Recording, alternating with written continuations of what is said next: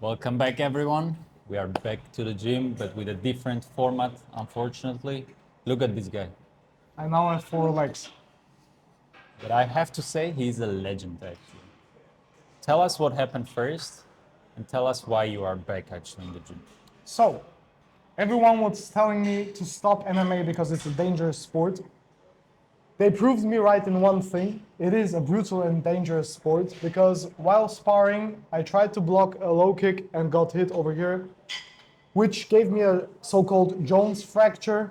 I broke my foot. Sparred actually 5 rounds after that still, and then on the next day I saw that it's bruising and was convinced to go to the doctor to check it, and yes, it is broken.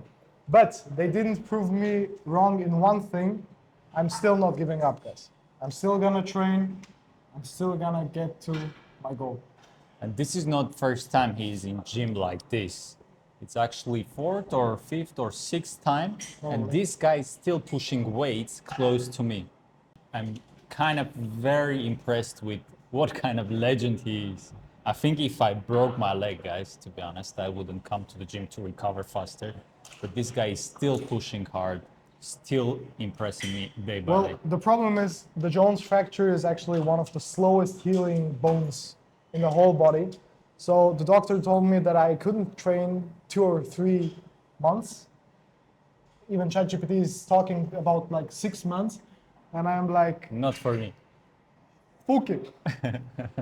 I'm still Not gonna for me. grind. I can't stop training. It's a part of my life. So even if the recovery is going to be slower, still gonna train. Still gonna come back stronger. Respect, respect, definitely. And what are we doing today? Push day. I would love to say leg day, but not really realistic at the moment. So Then let's kick off. let's go.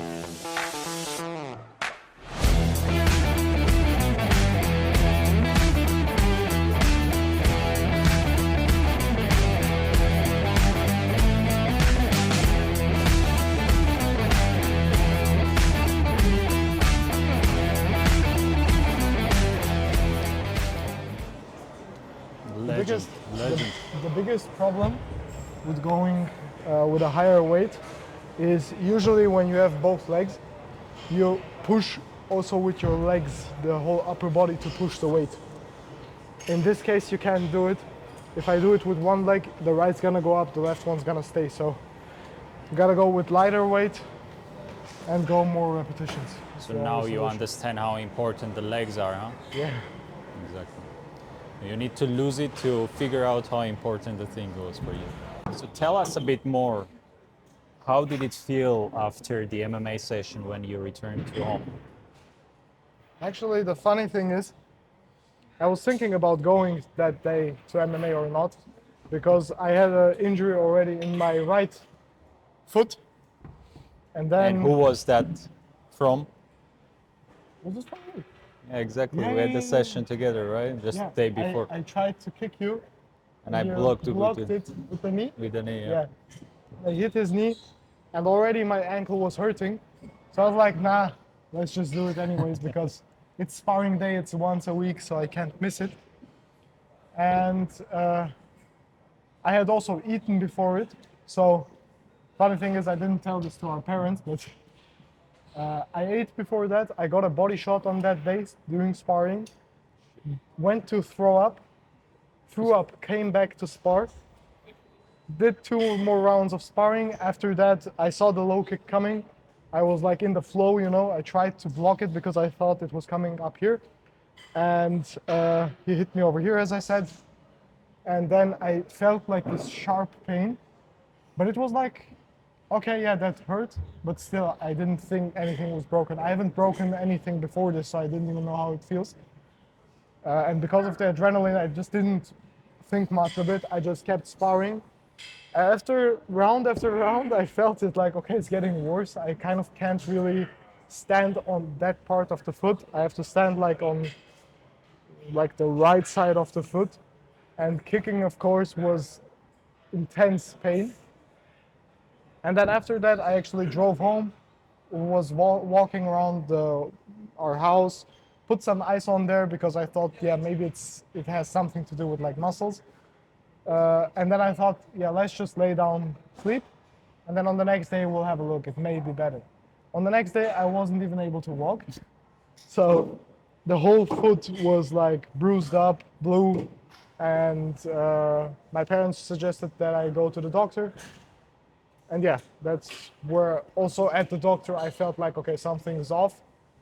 But thank God it hasn't misplaced, because normally if I spar and I kick with the foot even though it's broken, it should have misplaced, and then that would be a much harder process to recover from that. But thank God it wasn't misplaced, it was in the same place, so it should be quickly. And you can see the weights, what he is pushing. An average gym member that is here, actually, this is either his PR or he never took that weight actually from the place. Oh, actually, This guy is a legend. this is lightweight for us, if you know. Yeah, but without the foot support, without the leg support, which you need to gain that momentum to push it up, you're still doing quite heavy, man. Let's try 30. 30. Oh my god, this guy is crazy, dude. It's getting me going.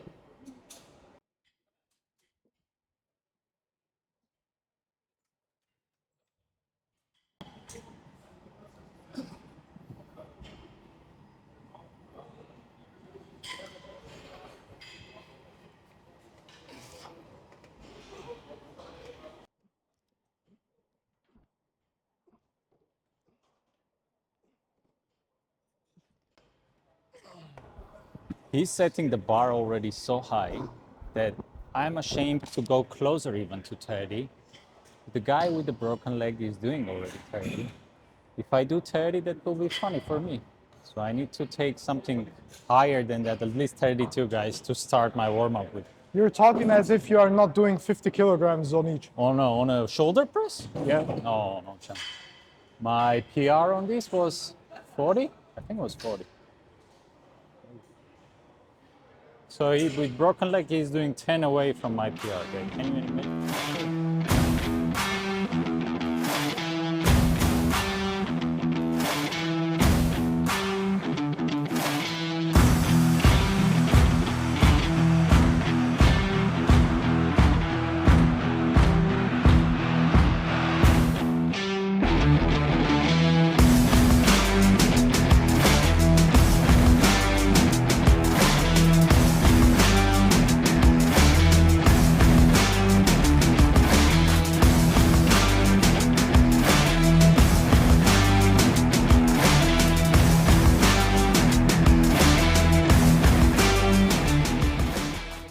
But I have to be honest, when you are not pushing the weights to the limit, when you are in your prime, when you were doing higher weights, higher PRs, I had the obligation and the competitive mindset to bring mine higher as well. And you saw that you cannot Now- compete and you broke my leg? Kind of. But no, to be honest, now, when you are not doing that much, you're not pushing anymore the PR, I feel like I'm also just a bit, stepping back, not pushing to the limits. Although I have to say I did last time 155 PR on squat, which was a long-standing PR. Stay tuned for the short or social media post on that. Yeah, the problem is, what concerns me most is that squats and deadlifts are going to be history for a long time for me. Because I read even when your bone recovers and connects with each other again, still I cannot come after 2 months and do, again like 150 kilos deadlift or 130 kilos squats. So sure. it's hard to realize that's going to be a dream for like a year maybe, but we'll make the best out of it. I think you will recover fast, given your young age, high testosterone, naturally, nothing to do with the injections. Although you have to tell us about the needles, your fear of needles, and how you overcome it actually. Because this guy, from young age, very young age, he had an anxiety. And when I say anxiety, I mean it literally. From needles, even just the thought about it, you were already feeling bad, right? Generally doctors. There was a period in my life where even going to the doctor, even like just to the eye doctor, I passed out. Getting into the room with the doctor, I passed out immediately. I don't know what kind of phobia that was. It wasn't really a fear because like the needle didn't hurt. But after the needle, after it was being pulled out, I was like, okay, no problem. And then suddenly there was like this sweating and almost passing out. And the two hardest messages that the doctor told me, first of all about the training, that I can train for a really long time. And second of all, 40 injections in 40 continuous days against paralysis. You know, everyone who has broken something knows that you have to do these injections. That was hell. I passed out because of that message actually. And But now you have to do it yourself, even that's even worse, right? I mean, yeah, I have to do when it to someone myself. else is doing it, maybe you could just close your eyes, try to think about I don't something even know else. what's worse, to be honest. Yeah, about that psychological factor that you're injecting yourself, like you're pushing something into you, which might hurt, might not. Like sometimes you hit a nerve and then that's really painful. Sometimes you don't.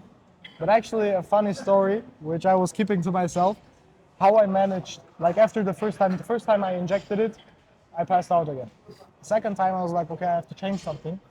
So I built a situation in the room. I went into a room completely alone, put on my music, which I usually turn on when I'm doing like PRs for like squats or deadlifts. And I was just in my mind in the gym, either doing a PR or in imagining that this is for testosterone. So I'm injecting testosterone into myself. Guys, you won't believe it. I am not passing out anymore. So it's gotten easy. That's mindset. That's Yeah. all about mindset. We keep saying that, and here is like a real life proof of that. Yeah. So you have to see the positive things. Like even with a broken leg, I'm still discovering new parts of life, like injecting yourself. So I got rid of a phobia, so that's a plus. We'll see. Since I have my gym bro today with me, I'm going to try PR on shoulder press. Let's go. Let's give it a try.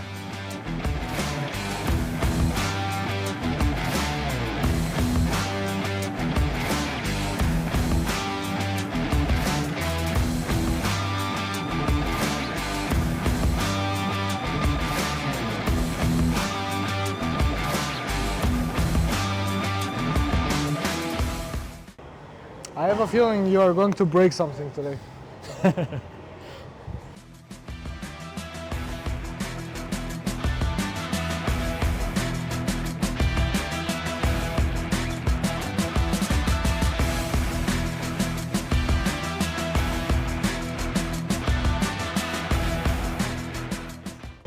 I was not here, that's why he was cheating, right? How many did you do?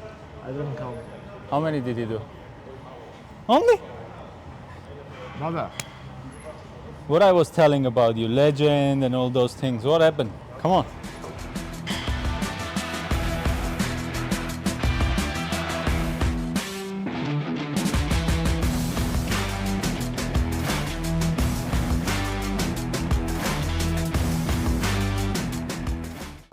But I feel like you have to push on your foot, huh? Is that why? Is it painful? Nah. The pain has also gone away. I don't really feel it anymore. Like it's been 2 weeks, almost. And sometimes, like even when putting a little bit of pressure, like estimated 10 kilos on the foot, don't really feel anything. So I think that's a positive sign. Yep. What is the most difficult daily activity with this broken foot? I think the most difficult thing is the psychological factor. That like everything is hard. Every action in your day, besides lying down and doing nothing, even that is hard actually because you get bored of it. Like sometimes even you want to go grab a water and you just don't get up because you know how hard that is. Like even such a simple activity as grabbing the water. Yeah. And that goes into your mind like psychologically and starts I'm messing disabled, with it. right? Yeah. That's And also like walking around, having the feeling that everyone's looking at you and you're kind of in a situation where you can't really do much. Like in your head, I think as a man that's really normal. Even if another guy comes and pushes you and throws you down, you can't do shit. You know, you're like, so the biggest difficulty is really the psychological factor. And how do you cope with that? Not to go crazy, like with those thoughts and get into depression, anxiety, all those things. I'm gonna be honest, like training helps a lot. I still train no, you can say I train. I just sit down, somebody holds the pads and we start fighting with each other. So boxing and just regularly going to the gym to just not go crazy. Because staying home all day is hard because it's bored. Going out and walking more than like 100 meters with the sticks is hard because your whole upper body is trying to take your, like, everything's hard. So you better do something productive while Exactly. being in the situation. It's so true. You see, guys, it's not only when you are healthy that gym helps to clear your mind, but it's also during these difficult periods that it keeps you far from the getting into depression and anxiety and all those bullshits that can come. So this is a real life, like mental therapy, I would say. Yeah. Yeah, you would go crazy without this. Like staying home for 6 weeks, you'd really go nuts. Yeah. Guys, write some ideas what you want to see. We're thinking about doing videos, like going around and asking people for their body types, or we take like this dork guy and we turn him into an alpha male in 2 months. So let us know what you want to see, guys, in the comments. Maybe you guys have some ideas for videos. Why not? Let's do 2. Let's combine them. Let's take the guy, come to the girls, ask if he is your body type. After 2 months, And after 2 months, ask the same question. Yeah. After 2 months, training with us. Bodybuilding with you, MMA with me. Exactly. And he becomes an alpha male.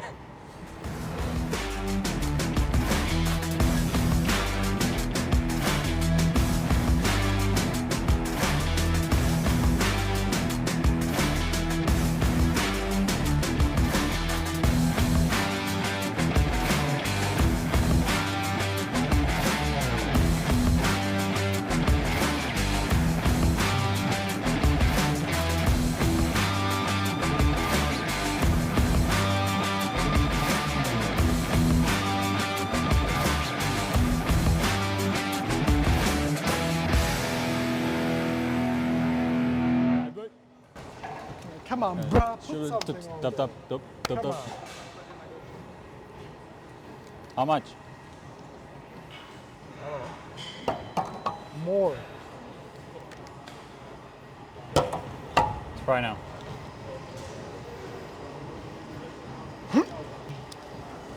Come on. Easy? This guy, dude. Baba. More? 10 more? Yeah.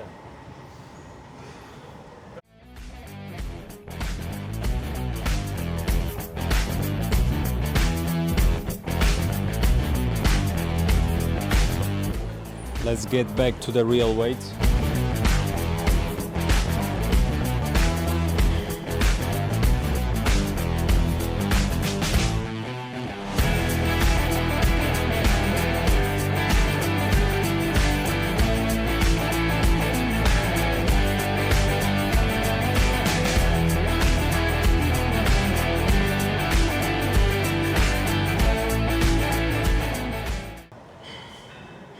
He's still a killer, I have to say. I feel like when you were not injured, I have to say that you were pretty close to getting me actually in terms of the PR. Nah.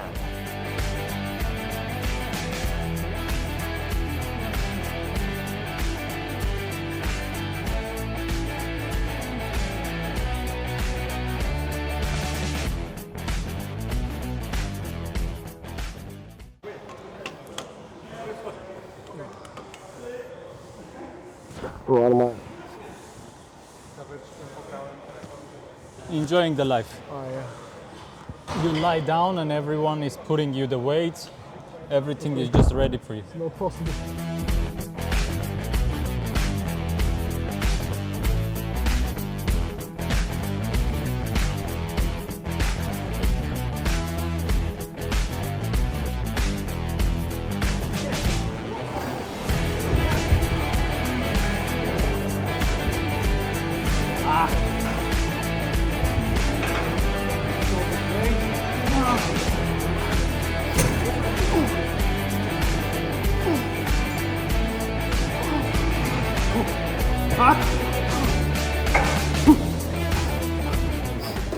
To close the video for today, what are your last words to our audience? Just remember, guys, whatever life throws at you, just keep pushing through it and just make the best out of it. So, see everything as something positive. Maybe it had to be now, so that You don't reach me, Yeah. at least this year. to keep the motivation. So just make the best out of it. See everything as something positive. And just keep pushing over it, as I said. Because as my brother told you guys, it's just making you out of the person. You need to come here, you need to put in the work, you need to have some progress in your life to make sure that you are not depressed and not in the anxiety BS that everyone talks about. Again, legends, happy to see you For your in the help. gym. Yeah. See you next time, guys. Yeah. Peace.